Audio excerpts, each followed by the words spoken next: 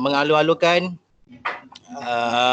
kehadiran sahabat-sahabat semua di dalam sini. InsyaAllah moga-moga dengan limpah kurnia dari Allah Subhanahu Wa Taala yang menggerakkan kita untuk sama-sama berada di dalam majlis ilmu ini, mendapat rahmat keberkatan daripada Allah Subhanahu Wa Taala. Bagi sesi yang pertama di dalam bulan Ramadan ini, insyaAllah tajuk kuliah kita pada tengah hari ini adalah Ramadan, budaya yang perlu dihindari dan kekal sihat. InsyaAllah akan dibawakan oleh Tuan Haji Said Munir Barabah kita daripada FBT, insyaAllah. Tuan Haji ada sihat, Tuan Haji? Alhamdulillah, sihat walafiat. Alhamdulillah, moga-moga kita di sini mendapat rahmat dan keberkatan daripada Allah Subhanahu Wa Taala. Sambil-sambil kita menunggu sahabat-sahabat kita untuk sama-sama di dalam majlis ilmu ini. Mungkin sebagai mukadimah saya dah kongsikan sedikit informasi tentang Ramadan kita. Yang ini Ramadan adalah bulan untuk mengutip sebanyak mungkin ganjaran pahala yang ditawarkan oleh Allah Subhanahu Wa Taala buat setiap hamba yang beriman kepadanya. Bulan yang mulia ini juga adalah bulan yang dinanti-nantikan oleh mukmin untuk memperbaiki kekurangan ibadah dan merupakan bulan untuk bermuhasabah diri kepada Allah Subhanahu Wa Taala. Selain daripada berpuasa di bulan Ramadan, menunaikan salat tarawih pada sebelah malamnya, umat Islam dianjurkan untuk mengikuti atau menganjurkan majlis ilmu sebagai sebahagian daripada bentuk amal ibadah untuk dipersembahkan kepada Allah Subhanahu Wa Taala. InsyaAllah kita berada di dalam majlis ilmu pada hari ini sambil kita menunggu sedikit lagi kemasukan bukan kehadiran dan kemasukan sahabat-sahabat kita di dalam majlis ilmu ini. Dan diperjelaskan melalui hadis riwayat Ahmad, Abu Daud dan Tirmizi, Nabi Muhammad SAW bersabda yang bermaksud, sungguh para malaikat merendahkan sayapnya sebagai keredaan kepada penuntut ilmu. Oleh yang demikian, amatlah dituntut untuk kita menghadiri majlis ilmu, apatah lagi pada bulan Ramadan yang setiap amal kebaikan kita dilipat gandakan pahalanya. InsyaAllah tanpa melengahkan masa lagi, saya dengan rendah hati menjemput yang berbahagia Tuan Haji Said Munir Barabah untuk meneruskan tazkirah kita pada tengah hari ini. Dipersilakan Tuan. Assalamualaikum warahmatullahi wabarakatuh. Alhamdulillah pada hari ini warahmatullahi dapat bersama-sama untuk Kiau kata apa, sharing information lah tapi kali ini kita gunakan bahasa Melayu lah, senang sikit kan. Jadi senang. Jadi untuk tajuk kali ini adalah antaranya adalah budaya lah dalam bulan Ramadan. Sebab kita tengok sekarang ni budaya ni nak dikatakan benda tu dah pun kita amalkan, dah pun kita laksanakan daripada kita kecil lagi. Banyak budaya-budaya yang kita rasa tak perlulah untuk kita amalkan dan kita cuba untuk hindari. Jadi kita terus pergilah kan. Tak perlu nak melengah-lengahkan masa dalam masa 30 minit ni Okay. Jadi kalau siapa-siapa nak tengok, ada saya attachment dekat atas tu. Jadi bolehlah simpan dalam bentuk kenangan. Jadi untuk bila simpan tu dan juga untuk orang cakap apa, amalkan insya-Allah. Okay. Alhamdulillah. Jadi antara budaya-budaya yang selalu kita lihat sekarang ni adalah yang pertama, lebih mementingkan bazar Ramadan daripada masjid. Itu memang daripada dulu lagi. Kan, alhamdulillah sekarang ni COVID-19 ni dia hadkan lah kan. Kalau bukan COVID-19 kita tengok kan, kalau kata kita kerja hari ni, nanti bila petang penuh kan, penuh orang pergi bazar Ramadan, ramai, selalu ramai. So kalau kita nak kumpulkan orang yang berada di bazar Ramadan ni, rasanya masjid memang tak muat lah. Kan? Ramai daripada solat Jumaat. So itu hakikatnya lah. Jadi pada situ kita cuba hindari lah. Kita cuba hindari daripada lebih mementingkan bazar Ramadan, sebab Ramadan ni merupakan bulan yang orang cakap apa, bukannya selalu datang. Kan? Sebulan sahaja dalam setahun. Kan? Tak semestinya kita akan dapat menemui Ramadan pada tahun hadapan. Sebab benda ni memang bulan yang penuh keberkatan. Jadi boleh nak pergi bazar Ramadan, tak ada masalah. Tapi kita dengan pentingkan lah. Kan? Jangan ramai-ramai. Kan? Ada yang macam contoh pergi sana, pergi tengok mula-mula cakap apa, survey dulu kan. Daripada mula sampai akhir, survey. Patah balik, anda baru decide beli. Itulah yang kita rasa perlu dihindari.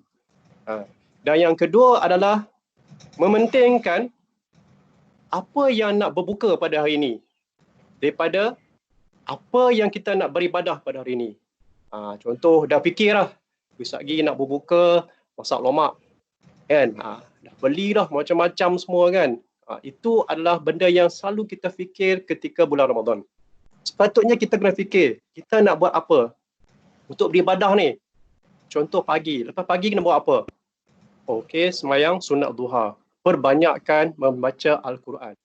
Kalau kita tak pandai baca Al-Quran, tak ada masalah. Kita belajar sikit-sikit. Yang penting belajar tajwid. Belajar tajwid, bahasa dia. Dan yang paling penting, bila kita baca, pasti ada tafsir sebelah. Baca dan memahami lagi bagus daripada kita baca saja. Kan? Baca memang kita dapat pahala. Tapi memahami itu penting juga, sebab sekarang ni tafsir ni dia ada rungkaian-rungkaian kan. Kita boleh tengok kat situ. Dan yang ketiga dia, macam contohlah kan, macam mementingkan berbuka puasa pada hari ni kan. Pagi-pagi ni semua dah tanya dah nak menu kan. Especially yang mana yang ada grup-grup kan, dah beritahu lah, aku nak buka ni, aku nak buka ni. Tajuk utama dia adalah nak makan apa. Jadi kalau boleh kita kena fikirkan dalam bulan Ramadan ni, cuba kalau boleh cuba baca Quran, cuba habiskan dalam masa sebulan, insya-Allah kan.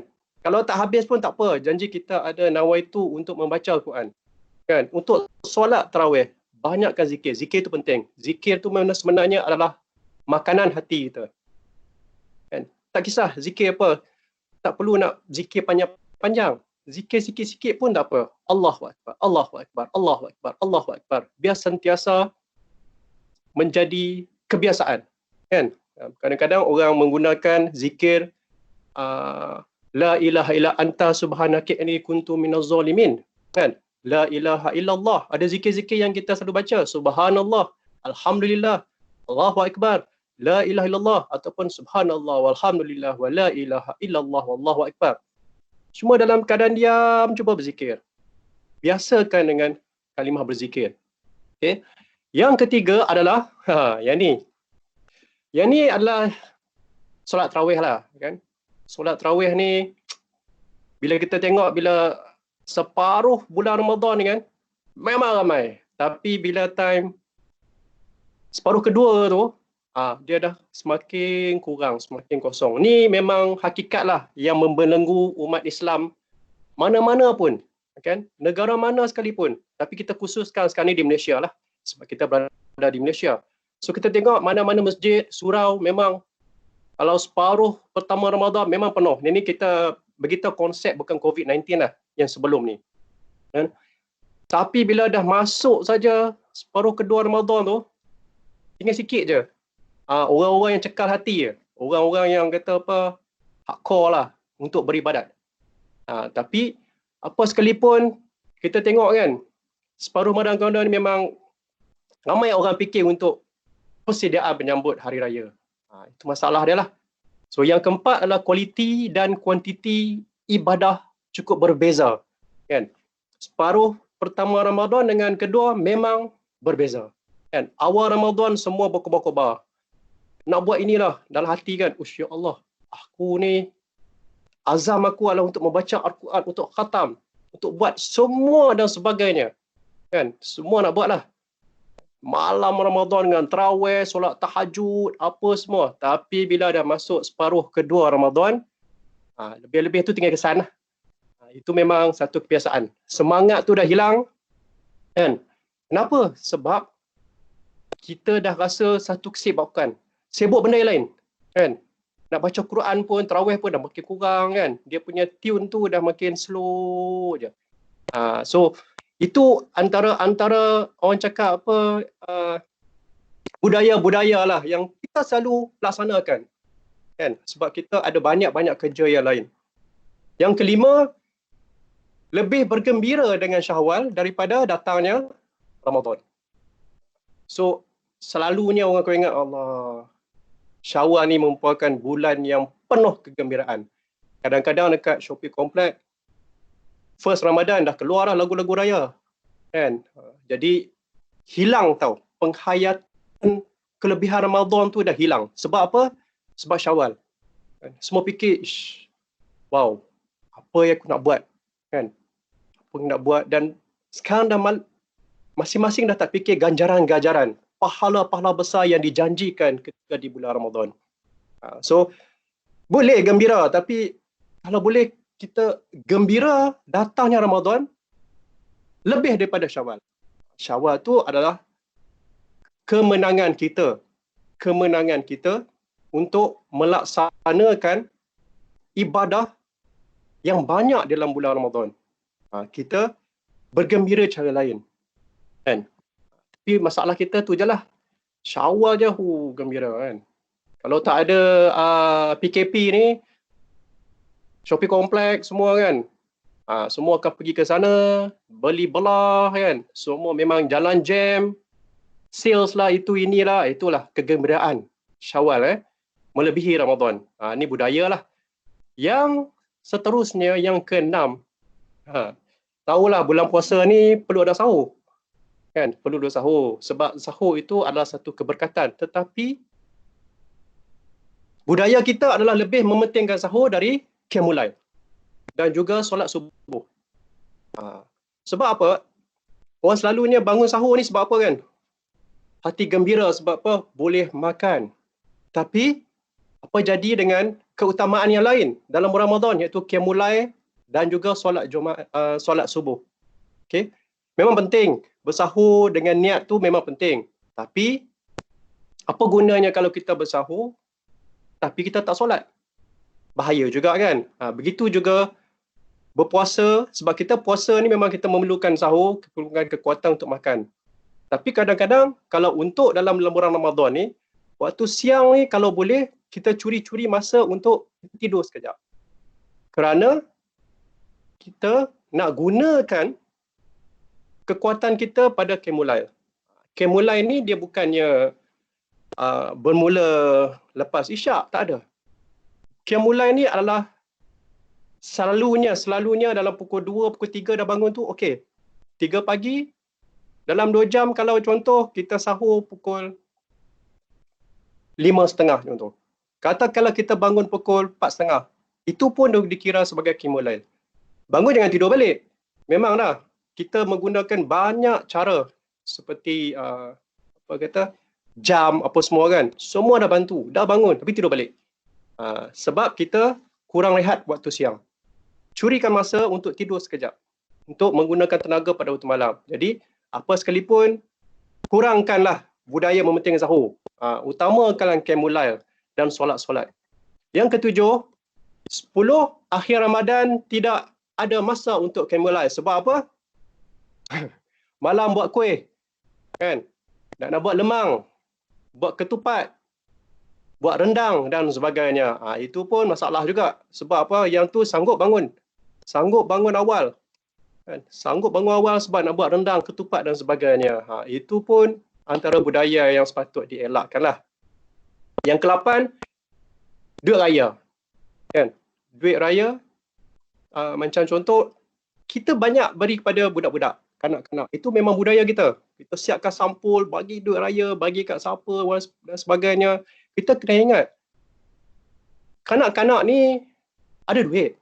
keluarga dia ada duit dan sebagainya. Apa salahnya kita berbanyakkan bersedekah pada fakir miskin? Ambil sampul duit raya, bagi. Mana fakir miskin, bagi. Itu lagi baik. Okay. Begitu juga duit berhabis untuk juadah berbuka. Bersahur, sambutan hari raya. Tapi kalau bersedekah, ya Allah. Itu kita kena elakkanlah. Sebab apa? Sedekah ni, Masya Allah, kalau dalam bulan Ramadan ni berlipat ganda. Banyak. Kan? Macam mana kita nak sedekah, kalau segan dan sebagainya. Sedekah ni, tak kisahlah macam mana pun. Kan? Kita boleh online, tak ada masalah. Kan? Kita boleh pergi masjid, kita tabung. Kadang-kadang pergi kat kedai, contoh kedai Aceh ke apa kan. Dia ada macam tabung-tabung. Batuk, tak ada masalah. Sedekah. Kalau tengok orang susah, bagi makan, sedekah tu banyak. Dari segi makanan, dari segi pakaian dan sebagainya, terpulang. Okay? Begitu juga dengan yang seterusnya adalah mengenai solat tarawih berjemaah sampai penuh masjid. Tapi solat fardu Allah. Kan? Itu pun kena tukar. Sebab apa? Sekarang ni kita tengok trend orang boleh pergi semayang tarawih ramai-ramai. Tapi lepas ni, kita cuba solat fardu, try. Kan? Kalau kita dekat Unitar, kita ada surau. Kan? Boleh gunakan surau.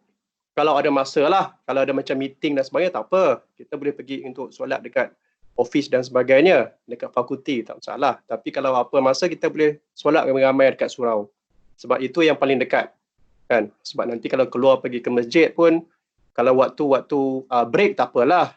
Kan? Waktu lunch time, tak apalah. Takkan waktu bekerja ni, gunakanlah, ambil masa untuk solat.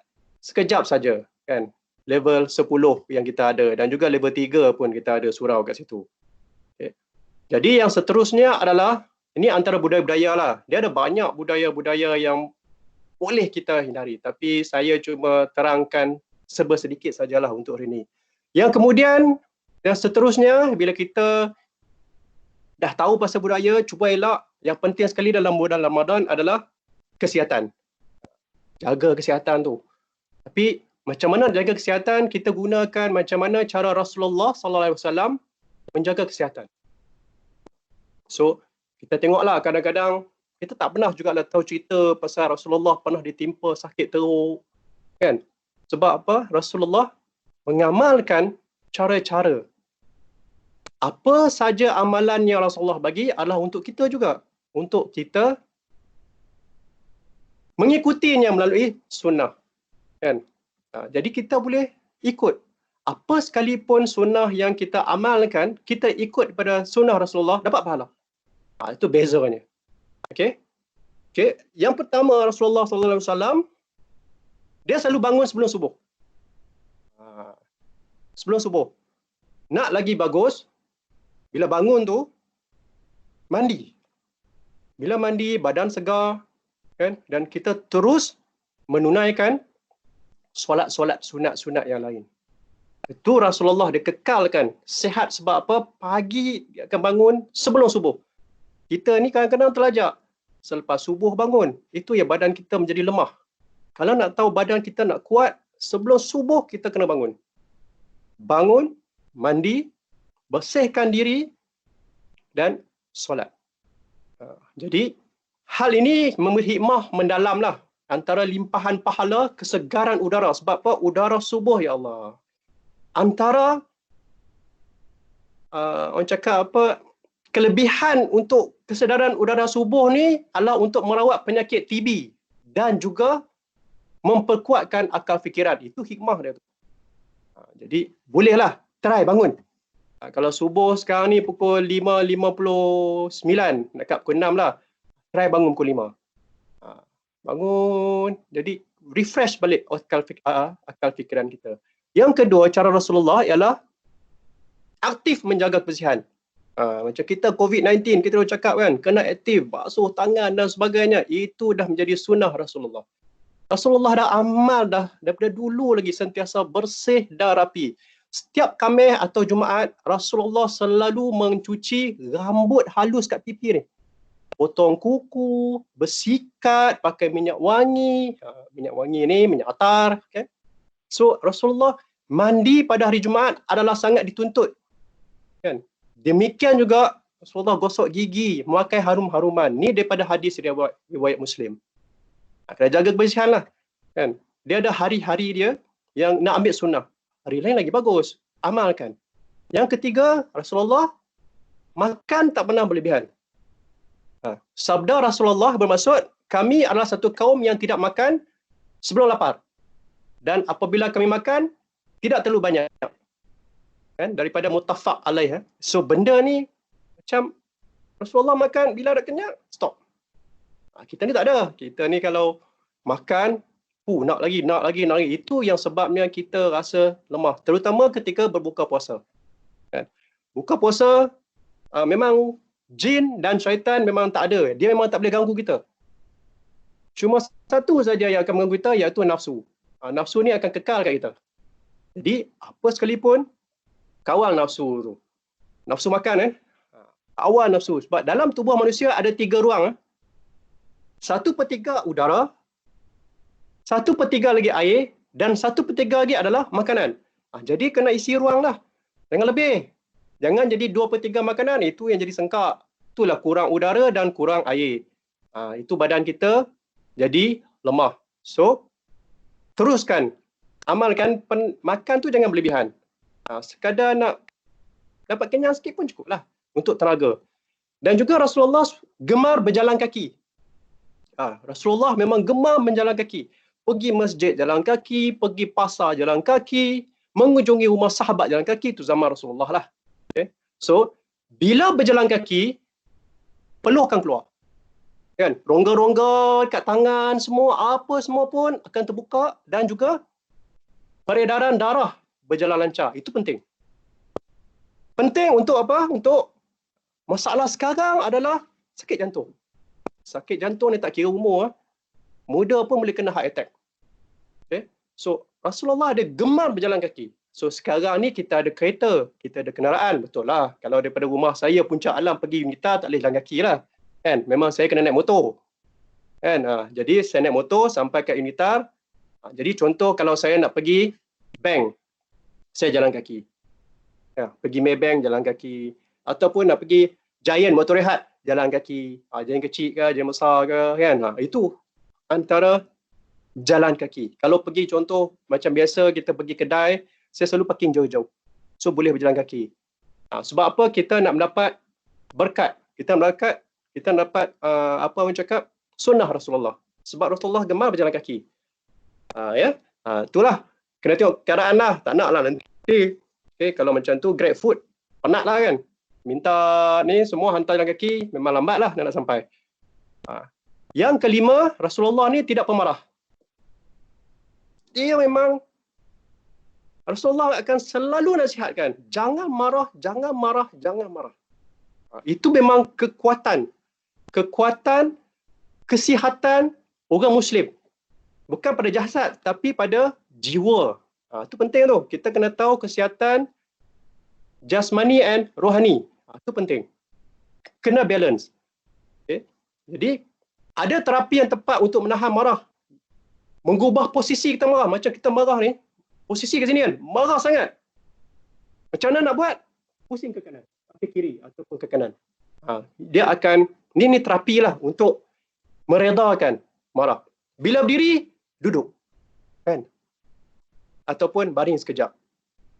Kemudian baca tawaduk, kena marah daripada syaitan, ambil wudu, ada macam contoh kita marah sangat, ambil wudu, solat 2 rakaat, insya-Allah.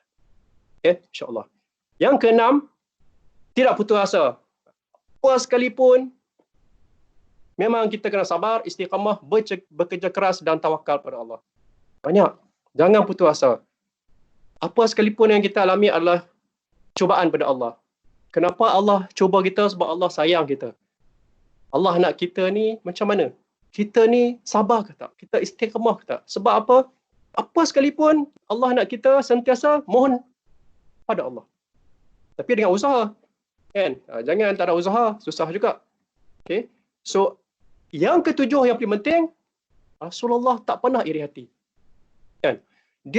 Rasulullah sentiasa menjaga kestabilan hati, kesihatan jiwa, kan?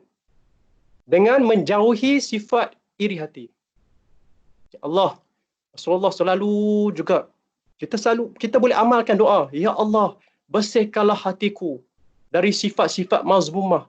Hiasilah diriku dengan sifat-sifat mahmudah. Doa pada Allah, ya Allah, ya Allah, ya Allah. Sebab benda ni kadang-kadang kita tak tahu. Kita kan ada iri hati memang. Ini memang sifat-sifat manusia. Tentulah kita kena sentiasa berdoa. Ya Allah, ya Allah, ya Allah. Susah sangat cakaplah, ya Allah, jauhkanlah aku daripada sifat iri hati, ya Allah. Sifat iri hati aku, ya Allah. Jauhkanlah, ya Allah. Macam tu.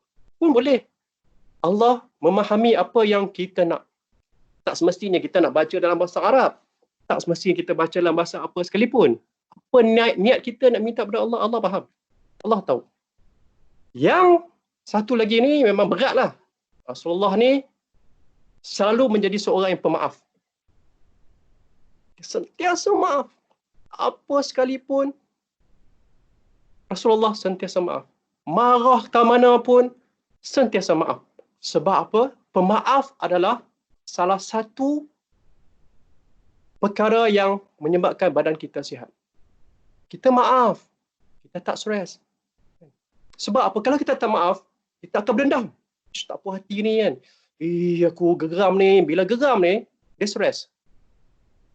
Apa salahnya kita? Tak apalah, aku maafkan. So jiwa kita akan tenang.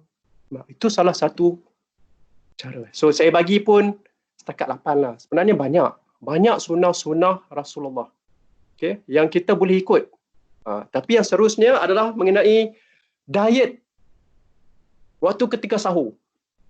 Buka puasa tu tak apalah.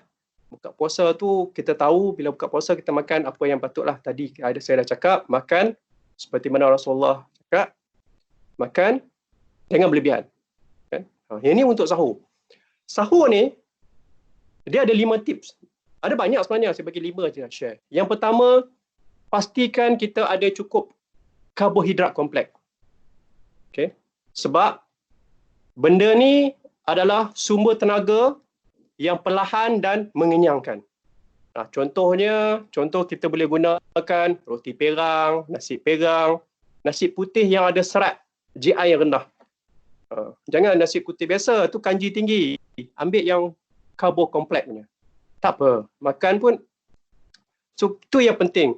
Sebab apa? Kita perlu ada tenaga. Yang kedua, elakkan garam. Sebab garam ni adalah penyerap air. Kan?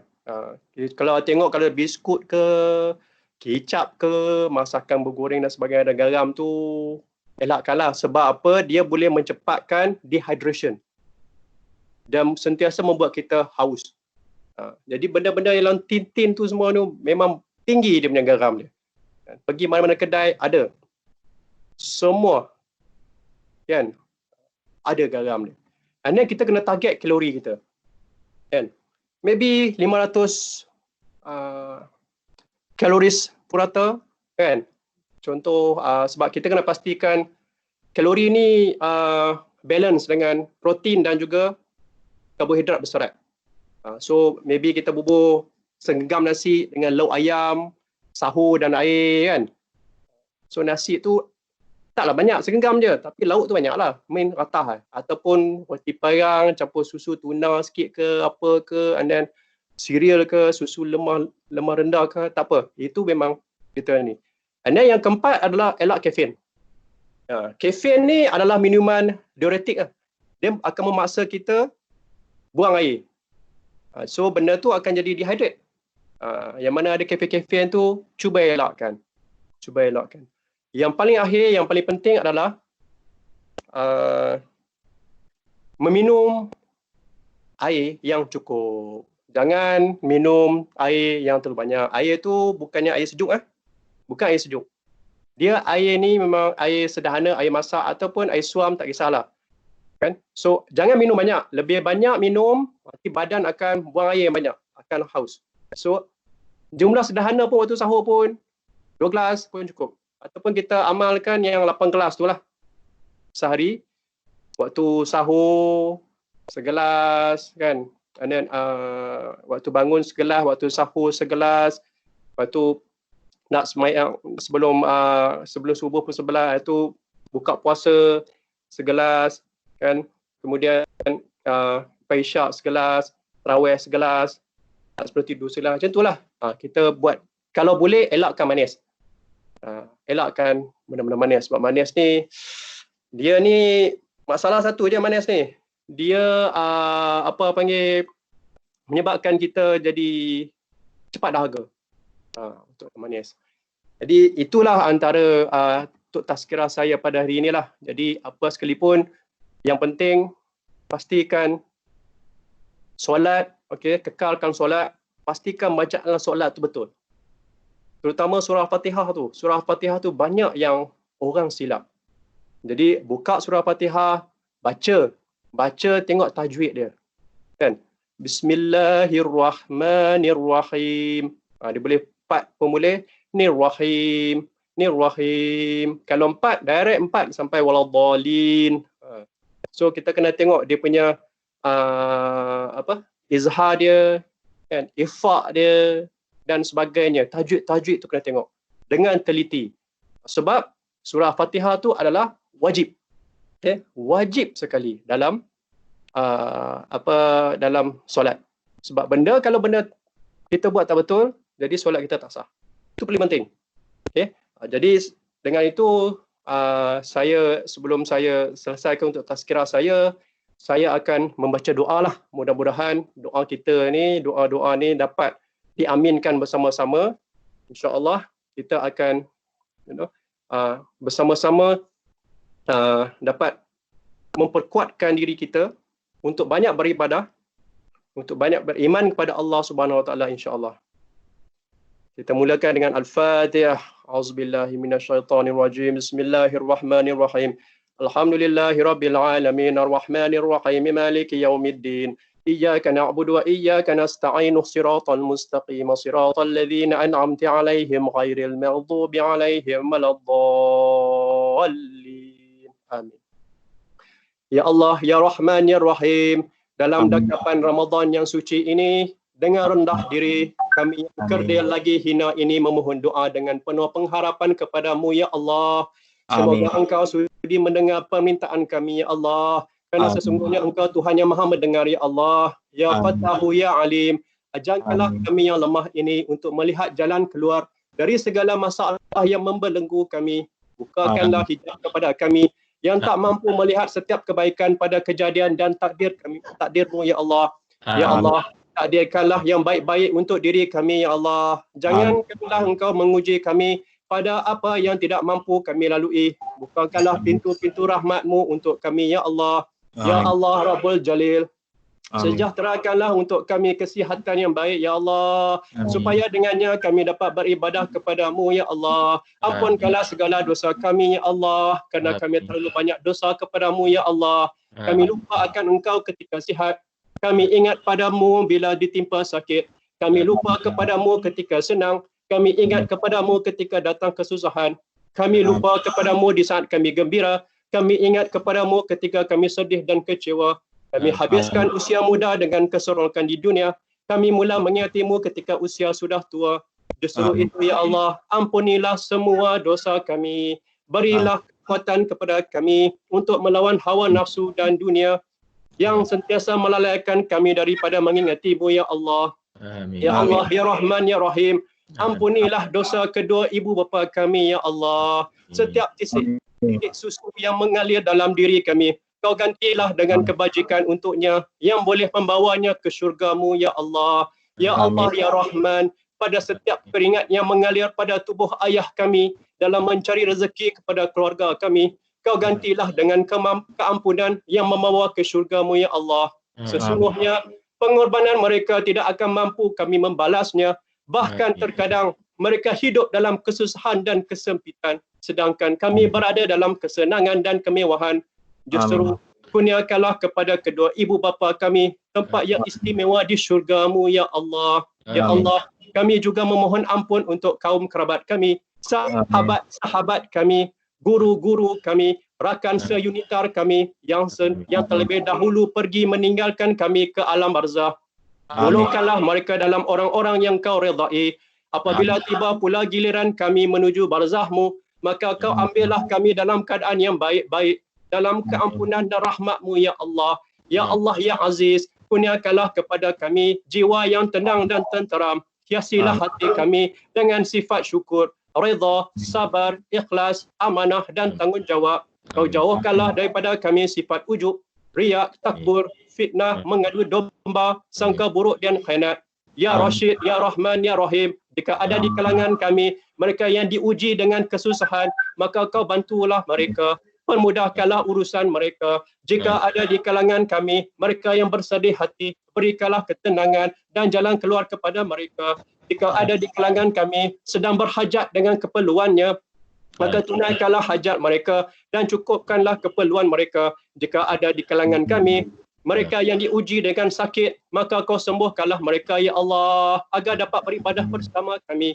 Jika ada di kalangan kami mereka yang derhaka kepada ibu bapa ataupun terkurang dalam melayani mereka, maka engkau ampunilah mereka. Jadikanlah kami anak-anak yang taat dan berbakti. Sesungguhnya engkau Tuhan yang maha mendengar dan mengasihani. Ya Allah, Ya Malikal Mulk, Ya Allah, Ya Fatul, Ya Alim. Kurniakanlah kepada kami rezeki yang halal, lagi diberkati, dan jadikanlah dengan rezeki itu kami semakin dekat denganmu.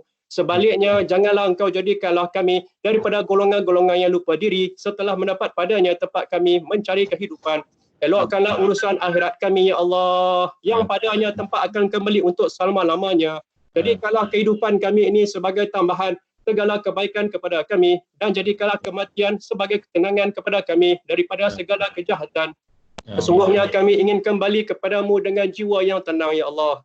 Ya Allah, Ya Zal Jalal wal Ikram. Ya Allah, janganlah kau jadikan Ramadan ini sebagai yang terakhir buat kami, Ya Allah. Temukanlah kami dengan Ramadan yang akan datang.